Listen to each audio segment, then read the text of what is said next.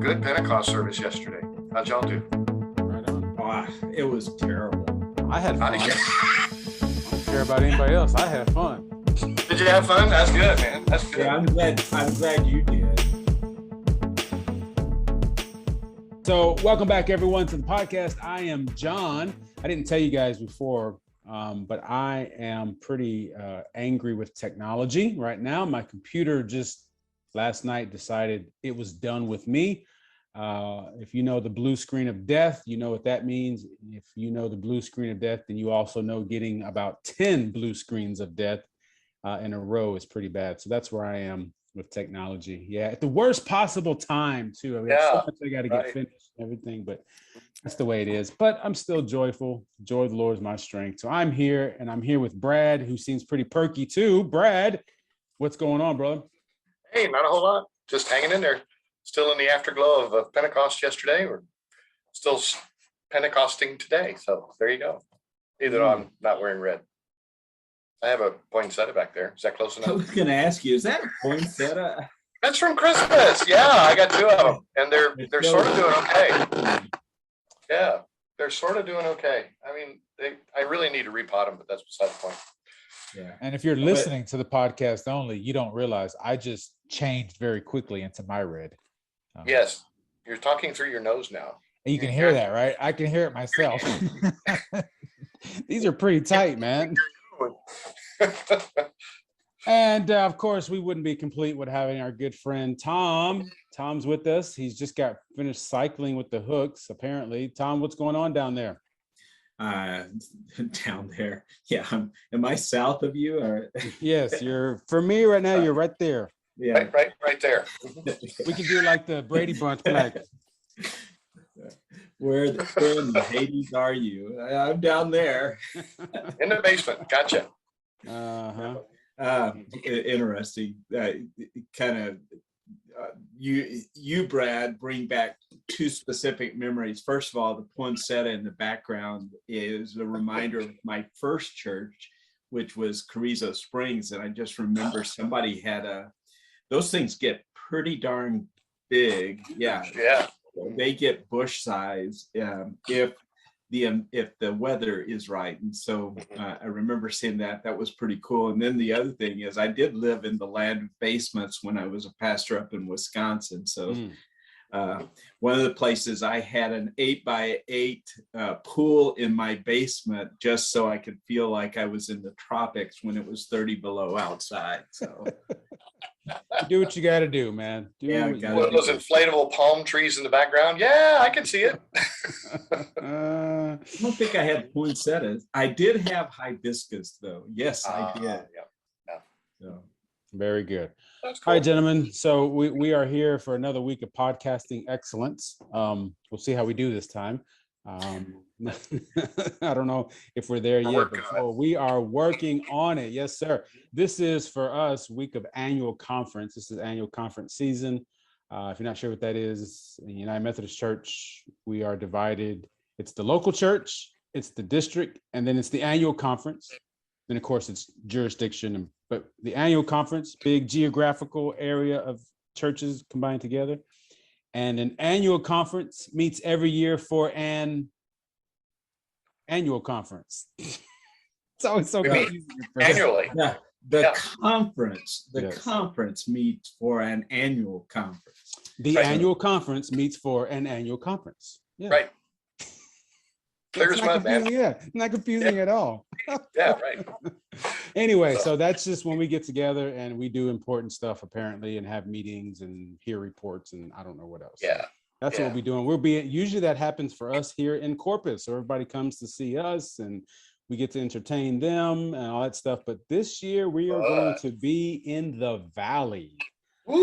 Now, if you're listening outside of Texas, we are talking about the Rio Grande Valley. So we'll be in McAllen, Texas this week and living it up down there, sweating like crazy, but loving the tacos. Right? Rio Grande River Rats. That's what we're going to be. Yeah. There you go. Now, Brad, you served in the Valley, didn't you? I did. I served two churches down in the Valley and loved it. Matter of fact, I was in high school or junior high and high school when I moved down there the first time. So I lived in Brownsville, I've lived in McAllen, and I've lived in San Benito. Loved all three of them. Tom, were you ever down there?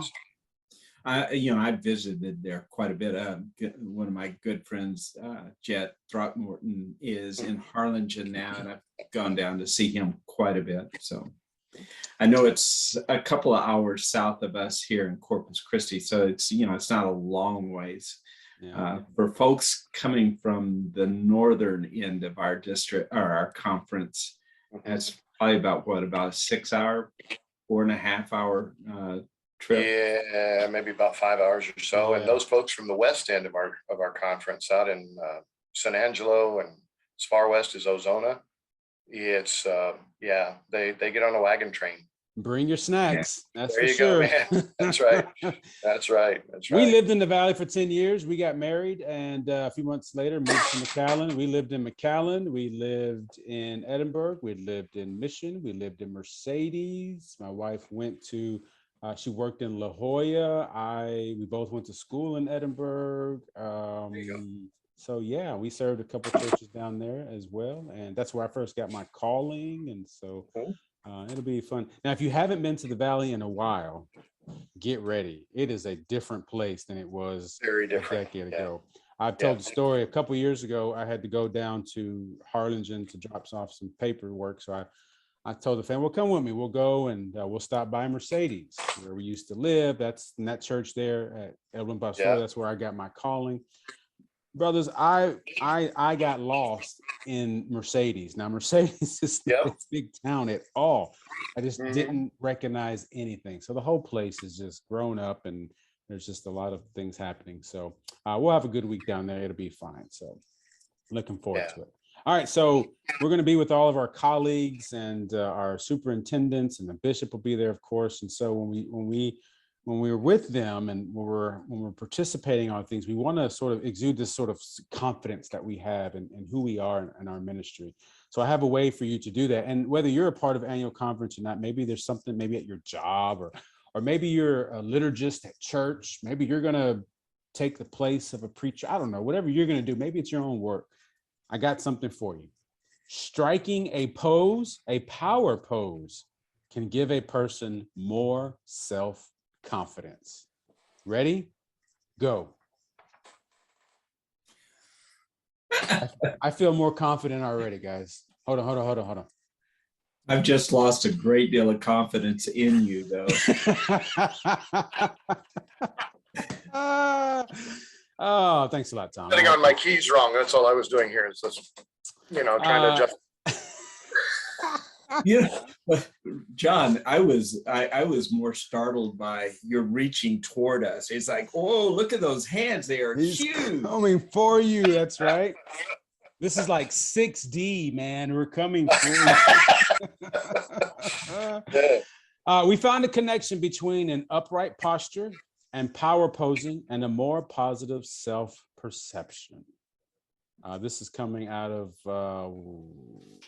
Martin Luther University and Ohio State University, right? Doing some research to find out that, striking a power pose. So all those times when you were a kid and you would, get into the mirror, look, do your dances or whatever, you were preparing yourself to have confidence, right? So work on your power pose. That's our tip to you today. That's how we are helping you in your life and ministry and your witness as a disciple and follower of Jesus Christ. And do it with authority. That's right. So when I see Bishop this week, I'm gonna be like, hey, Bishop. And he can be like, who is that? Yeah, right. I thought I had a meeting with John Fletcher. Right. All right. Well, another story, totally unrelated story, I think, unless you can make a connection. But this is kind of one of those. I don't know. This could be a sermon illustration. It took more than 3 centuries, because you know how churches are. We're not anything if we're not Moving at the speed of smell. Hey, Brad, we talked about you yesterday at Kelsey. Uh-oh. Oh, yeah. I didn't mention your name. Oh, But okay, good. I said something to the effect of, I wasn't listening what I was saying, but I said something to the effect of 1950s. that comment you always make about the church being ready for the 1950s. No, 1750s. 1750s. 1750s. Okay. I was No, way off. See, I'm 1950s. part of Yeah. the church. Oh, we ever come back if 1700s ever come back around, we're going to be so ready because we are Boy. ready for print. Watch out, world. Watch out. All right. So in Boston, this comes out of Boston. It took more than 3 centuries, but the last Salem, quote unquote, witch who wasn't has been officially pardoned. Massachusetts lawmakers on Thursday formally exonerated Elizabeth Johnson Jr., clearing her name 329 years later after she was convicted of witchcraft in 1693 and sentenced to death at the height of the Salem witch trials.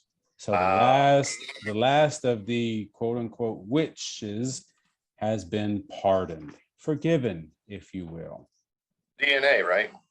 I'm just kidding. I don't know. I don't know what they did, how they do that, but I don't know. Forgiveness is hard, is it not sometimes? Just takes a long time.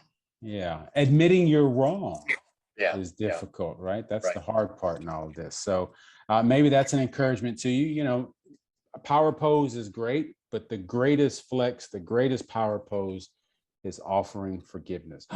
I just made a cheesy youth group reference. You want to see the greatest power pose? A cross. That's a power pose, y'all. Oh, wow. Yeah. I'm going to Wow. use that in youth group soon.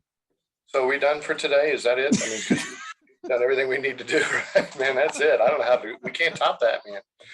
Oh man, oh man. Well, we have to, because we have something we got to talk about here, and I hope we can care enough to get through it. All right, so Brad sent this to us several weeks ago, and I was just putting it off as long as I could. Like, Brad, I don't really care about that, Brad. I don't think anybody cares about that. And so it's called, the title of the article is The Rise of Apathyism and What It Means for Christians and the Gospel. Pastors say apathy is their top challenge amid indifference from Gen Z. A newly released study from the Nashville-based Lifeway Research, which I've been to Lifeway there, has found apathy inside the church was cited as the most common people dynamic challenge facing pastors today. Lifeway's Greatest Needs of Pastors study asked 1,000 Protestant pastors to identify the primary people dynamic challenges they face in their churches. The pastors were surveyed between March 3rd and April 22nd, 2021. Their overwhelming response: apathy or lack of commitment. Brad, who cares? I don't know, whatever. Whatever. I found the word to be intriguing, and I had to Google it because I had never heard that word before, apathyism. Mm-hmm. And, I obviously we've all known about it. Pastors have, at least. What's the worst thing that happens in the life of your church is you get a bunch of folks that show up and they do it every week because they've always done it that way. But if you ask them to live your faith in a new and exciting way, be Pentecostal, if you will, share the Pentecost spirit, share the Holy Spirit and what the Holy Spirit has done for you, and share the gospel in a new and profound, step out in faith. Yeah, no, I don't really, no, that's not really me. Yeah, let somebody else do that. And getting folks committed to doing the long term, the long haul stuff is very difficult. And it stems from 2,000 years ago. Gosh, didn't John write about that in a couple churches in Revelation? The truth of the matter is apathy is a big thing. The church meets my needs right as it is. So I don't care if it doesn't meet anybody else's needs. And I don't think anybody thinks that out loud, but that's the underlying current of what's going on in a lot of folks in the church. Now, I'm not talking about your saints who are there every time the door cracks open just a little bit. They're there, the people who are actively involved in everything that goes on in the life of the church. But I'm really talking about the vast majority of people. And I think what they've shared is that people who call themselves Christian really aren't living out what it means to be Christ-like. It was just kind of an interesting survey. And knowing that there's 1,000 pastors named this, the overwhelmingly named this as their biggest challenge in ministry, is finding people to, want to do that, to be truly Christian and truly, involved in the care and concern of souls of other people. Really wild. I like what they said. It wasn't just one or two guys like, these people. You got a whole group of people. 1,000 pastors, and this was the overwhelming response. And I like what they said here. The second, third, and fourth place in the survey responses were people's strong opinions about non-essentials. I don't like red hymnals. I want the blue hymnal, or resistance. Stay out of my business, Brad. Okay. That's right. Why'd we choose that color carpet?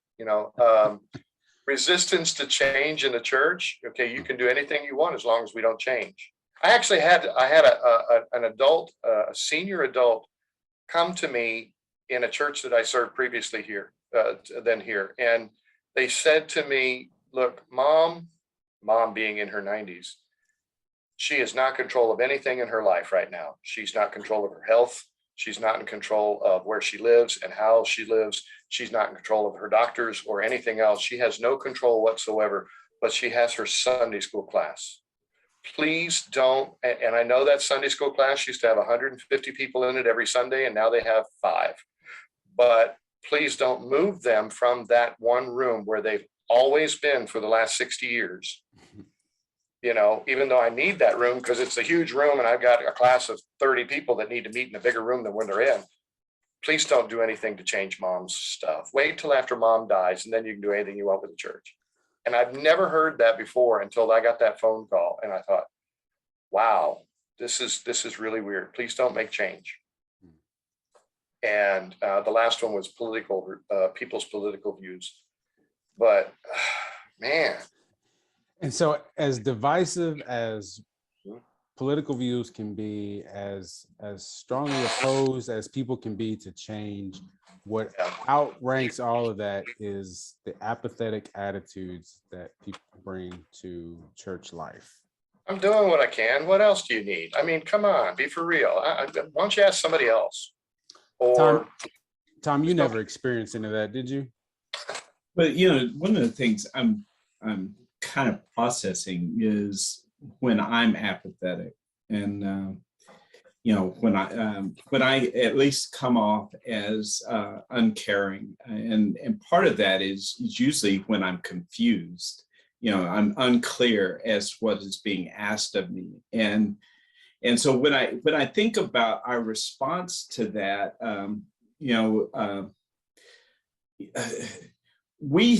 we get caught up in the minor details of things like the color of the hymnals or the color of the carpet when we don't see an overarching purpose or direction. And one of the things that comes to me within from Proverbs is a people without a vision. What do? They perish.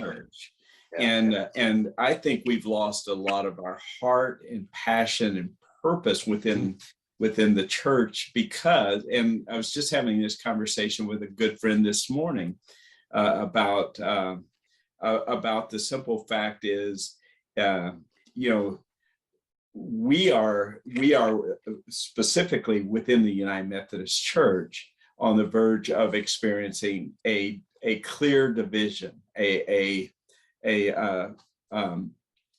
split, and in some ways it's because we have allowed the culture and political views and everything else to take precedence over the one thing that is the primary focus of the church, and it's simply the gospel, the good news that is found in Jesus Christ. And so one of the things I've got a different perspective as a retired pastor versus an active pastor. As an active pastor, there were things that were very important to me. In fact, John, when you talked about $1 million check and what that would do in the church, that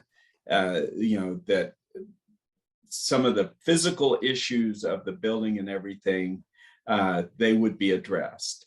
And for most of us who are sitting in the pews, we're going, well, the air conditioning's working, and we're not listening to one side or the other. So, those concerns aren't my concerns on Sunday morning. And as, like I said, as a pastor, I was worried about and concerned about some of the things, like every time it rained, where were the leaks showing up, and can we finally figure out how to plug up the holes, and all of those things that happen. But we, and including me, forget that the number one thing I need to be talking about is the gospel that is found in Jesus Christ that brings life. So I don't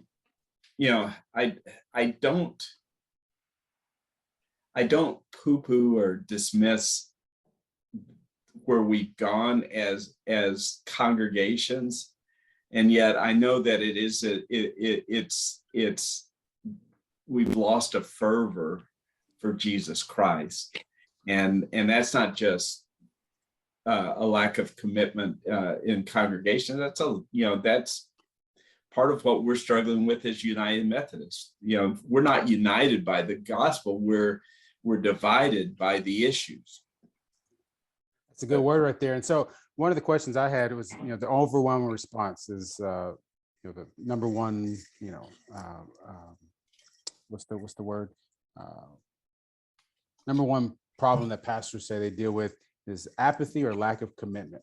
Thing is, lack of commitment, maybe to the church, you don't see a lack of commitment in other places sometimes. And this is where I'm kind of like on the fence, because you can see young people in particular, like they're involved, right? They'll show up and they'll do things, but maybe, and kind of to your point, Tom, like the church has kind of lost its, we've made the church about like just maintaining the church, maybe, right? That said, right, institutional survival, you're exactly right. Yeah. Right? At the same time, I remember this was in a different town, and I was a part of a local booster club for one of the school groups. And I'll never forget, we were there talking about how we can help the group, the kids do whatever they're going to do, and the parents there were they were apathetic. They're like, "Are we done yet? I mean, is this it?" Yeah. Yeah, exactly. The same kind of attitude we see in church. So it's not just church. I think there is a sort of attitude that kind of people have, like, this is, I got something else I'd rather do. Or I'm overwhelmed and this is just one more thing. Or thank you. Or there's just so much, and can we get through this? And sometimes, I mean, be real about it, right? Whether we like it or not. When there is so many other things to do, if it's sports, if it's band, if it's theater, if it's this, if it's that, if church is one other thing to do, it's a lot easier to tell the church, sorry, than it is to tell the coach or to tell the teacher or to tell the director or whatever else. And that could be, you say whatever you want about that, but that's kind of the reality of it. What that's helped me do is think about more clearly, like, if we are going to do things at the church, why are we doing them? and is the point just to get people to do more things at church? I think the other thing, well, the article also talks about another layer of that, and it's usually amongst, or it's more prevalent amongst the younger generations, millennials and Gen Z. And he says that the issue isn't so much in those younger generations that they're anti-religious or anti-spiritual. They're just ambivalent. They don't know, and they haven't really invested any thought into it or any commitment into it. So, more people, he says in the Barna survey in 2018, he said more people in Gen Z, those folks who were born between 1999 and 2015, identify themselves as agnostic, atheist, or not religiously affiliated in any other generation. And when you consider that, the question then is, these people are not not spiritual. You know, they're spiritual, but their spirituality is questioned or is questionable as to whether or not it's Christian spirituality, or is it even, are they even open to that? You know, and that ambivalence is what's also feeding the decline of Protestant churches here in the US, and I think all over the world as well. So spirituality is still a big issue, but is it Christian? Is it spirituality toward the soul, or is it just, I want to feel better? I want to feel better about myself. I like nature and I like this, and I'm not demeaning any of that. Sure. But the question is, as pastors, what are we doing to begin to develop an appreciation for and a desire and a need for understanding the value of the soul eternally? Some weird thoughts. I remember when we moved to Russia and we were there. I mean, it was within less than 2 weeks. We had an invitation to go to the symphony, and it's a big deal, And as an American, and that's what I was an American, bringing an American culture and American experience, and going to the symphony. First of all, I had not gone to many symphonies. The first and only one I can remember going to was actually in Brazil when I was 18. And I don't remember, I remember going, but I don't remember what I wore. I know it wasn't anything fancy or anything like that. Anyway, we go to the concert, and after it's over, the American who had been there a year and who was helping us transition chewed us out for dressing so casually. But we didn't know any better. And here's I'm thinking about this in relation to, Christian spirituality. There is this, let's say, hunger or desire for beautiful music in the soul. Mm-hmm. But we don't know, if I haven't grown up within a Christian culture and in a Christian church, I just know there's something happening inside of my soul, and I'm searching, and I need help and direction to understand that. I don't need to be chewed out. I just need to be informed.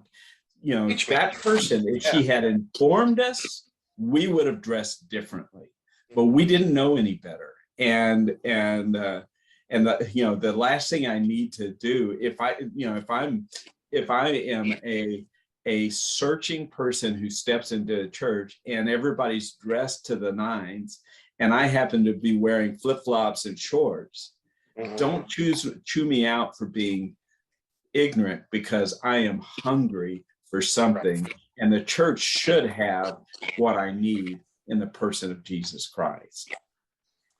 So then how do we flesh that out in ways that are meaningful and are helpful, instead of just sort of you're apathetic and whatever else, or you're dressing this way, to use that metaphor, whatever it is.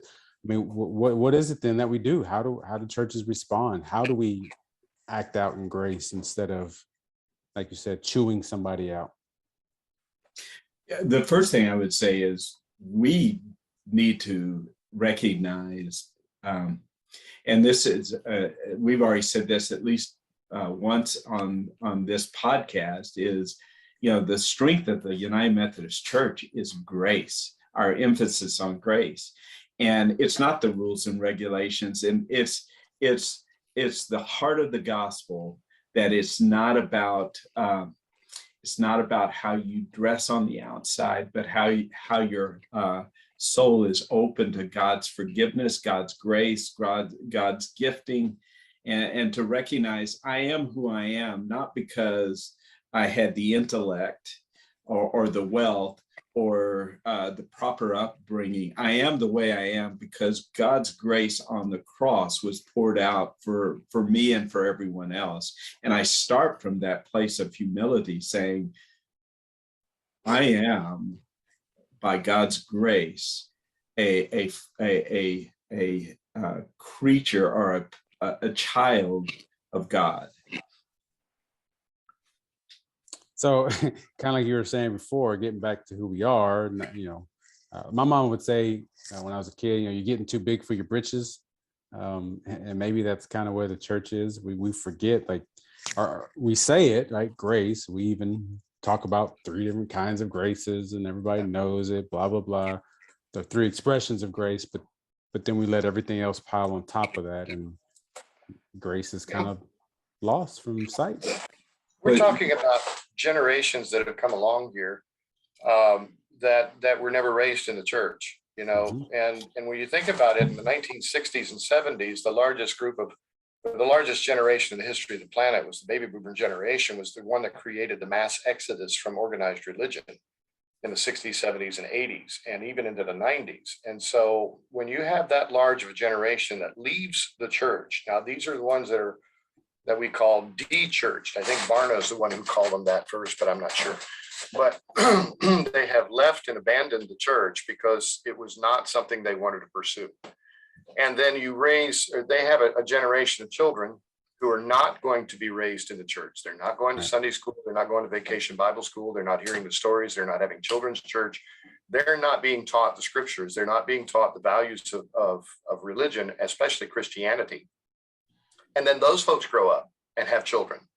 Now you have 2 generations that were not raised in the church. And that generation is actually having children now who are not raised in the church as well. And for the church to come to its understanding of what that's like, we have to step back from our position of, well, how could you not know about Noah's Ark? Well, because I was never taught about Noah's Ark, right. And so to assume that they're stupid, they're not. They're just illiterate in this. They have not read, they have not heard, they have not learned these things. And so it means the church needs to change its attitude. Like, this is exactly what you were saying. We've got to change our attitude back toward grace. What would it be for someone to walk in and say, I don't know anything about this Jesus fellow. Tell me, teach me. And to begin to be the church that's willing to take the time and invest in what the faith looks like. The biggest issue we have is these generations, they're not anti-God. They're not, atheists. They're not agnostic. They just don't care, because they have not learned the value of a relationship with God personally. And that's one of the things I think the church truly needs to focus on if we're going to reach generations in the future. How that changes, how that shifts our ministry. We just realize, maybe they're not against you. They just don't know your stories. Nobody has told them how good the good news is, right? And it's not on their radar. Yeah. Right. Yeah. And instead, if they have had experience with church, maybe it's been the sort of, like you're saying, Tom, the dressing down kind of, at you, and you've been told how you're this or that. Well, nobody wants to hear that. Right. Yeah. And if that's good news, then no, thank you. I'm sure there's something else. And so in a way, what I hear both of you saying is like, if you have more and more people who are just kind of apathetic, that's actually a mission field. Yeah, absolutely. Hey, and John, I want to come back to, you said 3 graces, because there may be someone who's listening today and just heard you say 3 graces, and they're still scratching their head and going, I have no idea what he's talking about. So thank you for this food. I lay me down to sleep. What's the 3rd one? I don't know the 3rd one. Yeah. Lord, let me make it to the bathroom. Oh, Lord, please give me a parking place. Yeah, I don't know, somewhere. And I actually misspoke. Our understanding is not 3 graces. We understand the grace of God expressed in 3 different ways. Actually 4, but we don't really talk about that 4th one. Yeah. Okay, very good. School us, Brad. No, don't worry about that. Grace. Grace is the unmerited love of God. Yes. You didn't earn it. God gives it to you because that's who God is, not because of what you've done or what you haven't done. That's the love of God upon you. So, Right. and we can just go with that, and then come and we'll tell you more about it as we go. Yeah, go ahead, Tom. Go ahead. No, you go ahead, John. No, You better, Tom. but you better Tom. Let's not wrestle over it, okay? You go ahead, Tom. But No, the three Tom. of us have at some point come across prevenient, convenient, no, what is it? Prevenient grace, Justifying grace.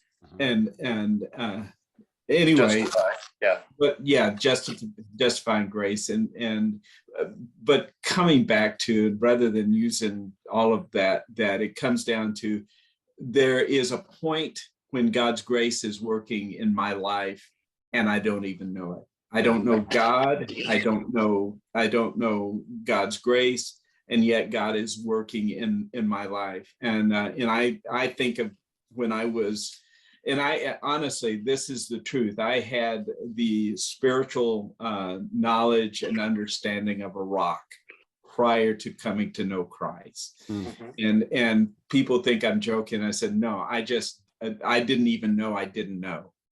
But God's grace was already working in my life.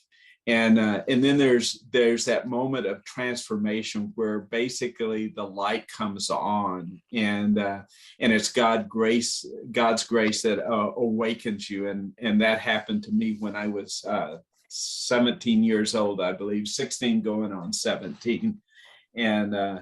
And just all of a sudden, I was aware of the love of God for me personally, and it was transformative. And then there's the grace to continue to live and grow in faith. And so from beginning to end, from before I knew God to after I depart this world, it's all been grace. I'm actually curious about that fourth grace that you're talking about, Brad, because nothing comes to my mind. Don't worry about it. We'll talk about it later. Okay. Yeah. It's not one that Wesley honed in on a lot, but it is absolutely a part of the grace. And I can tell you that name as soon as I can remember it. That's how important it is. Well, and then knowing that, if you go outside of the Wesleyan tradition, aren't there other senses of that, like 5 or 6 forms of grace that people recognize? Yeah, it's all thinking out loud, right? But it comes down to grace. It is absolutely just grace, and it is the unmerited love of God toward us that we can't earn or deserve, and you don't have to get cleaned up for it.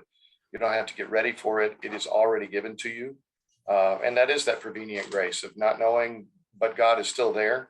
I think the wonderful part about the church, and that we oftentimes forget, is that part of our own sanctifying process, where we become holier, where we become more perfect in love, which is the third aspect of grace, if you will, the third flavor of grace, whatever you want to call it, where we become sanctified. Sanctus is Latin for holy. We become more like Christ in our life, and it takes the rest of our lives to do.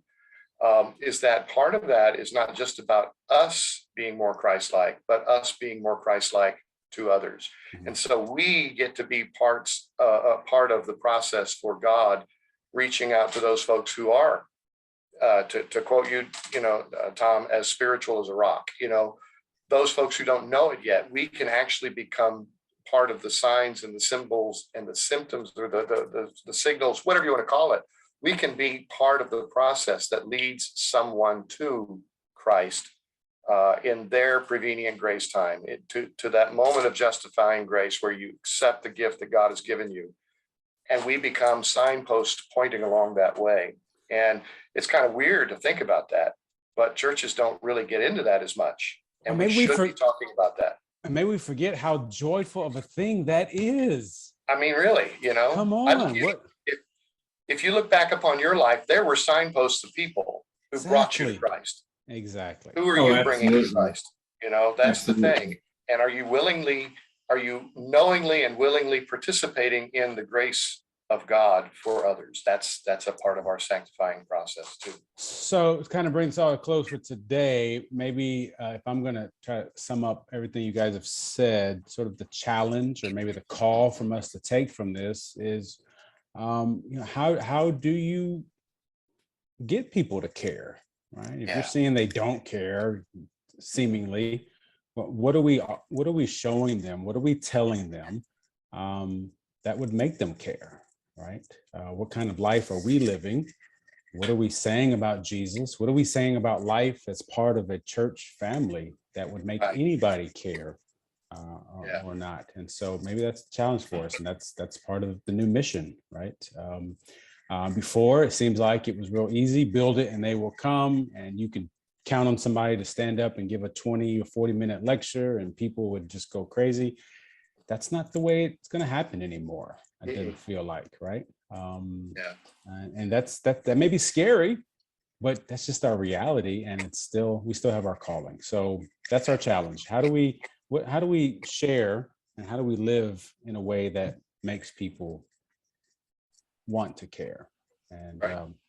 and then maybe we can know the joy of having those moments where we can be those signposts for other people. That is a great joy, and I think we should remember that. All right, gentlemen. Always good. Like always, I appreciate it. You have some great insights. I hope everyone else was able to glean something from that. Don't forget to practice your power pose for the week. There it is. Okay, Brad's already been practicing. Because Going forward. it feels like I'm at the game where they have the camera going around and everybody's doing it. Right. That's Exactly. it. Yeah. That's yeah, it. yeah. That's it. That's your power pose, Brad. That could be your power pose. I was gonna say the more appropriate response to this whole thing is.